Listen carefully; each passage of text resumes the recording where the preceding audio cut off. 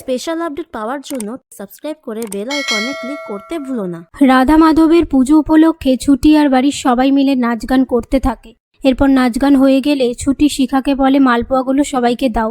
শিখা মালপোয়া এনে সবাইকে দেওয়ার সময় ঝুমকি মালপোয়া নিতে গেলে শিখা ঝুমকিকে মালপোয়া না দিয়ে স্বর্ণলতার সামনে রেখে দেয়, কিন্তু সুযোগ বুঝে ঝুমকি দুটো মালপোয়া সেখান থেকে সরিয়ে নেয়। তারপর ছুটি বলে পুজোর জিনিসে রাগ করতে নেই, মালপোয়া খেতে তো তুই ভালোবাসিস।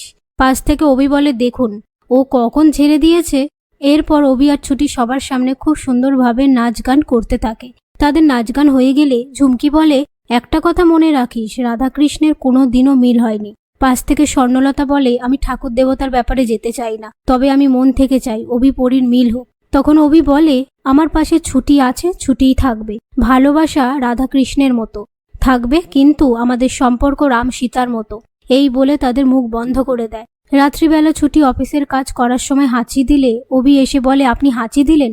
ছুটি বলে কই না তো। এরপর অভি ছুটির গায়ে হাত দিয়ে দেখে ছুটির জ্বর এসেছে, আর ছুটিকে নিচ থেকে খাটে এনে শুইয়ে থার্মোমিটার চেক করে দেখে 101 জ্বর চলে এসেছে। তারপর অভি ছুটিকে প্যারাসিটামল খাওয়ানোর সময় ছুটি বলে আমার পেছনে এত টাকা খরচা করবেন না। অভি বলে আপনার থেকে সব সুদে আসলে কেটে নেব। এই বলে ওষুধ খাইয়ে দেয়। ওদিকে স্বর্ণলতা ঈশাকে আর ঝুমকিকে বলে আমি বলেছিলাম ছুটিকে তোমাদের জব্দ করতে, তাই বলে তোমরা এ ধরনের কাজ করবে?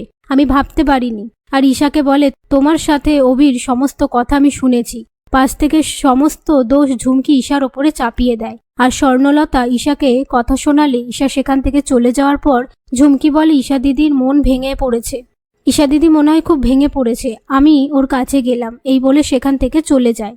অন্যদিকে অভি শতরূপাকে ছুটির জ্বরের কথা বলে আর বলে যে তুমি ছোটবেলায় সর্দি লাগলে ধনেপাতা দিয়ে কি একটা বানিয়ে দিতে না, ছুটির জন্য বানাতে হবে। শতরূপা বলে ওটা তুলসী পাতা মধু দিয়ে বানাতাম, কারা বলে? অভি বলে হ্যাঁ তুমি সব জোগাড় করে দাও, আমি বানাবো। এ কথা শুনে শতরূপা সমস্ত কিছু হাতের সামনে গুছিয়ে দেওয়ার পর অভি ছুটির জন্য কারা বানাতে থাকে।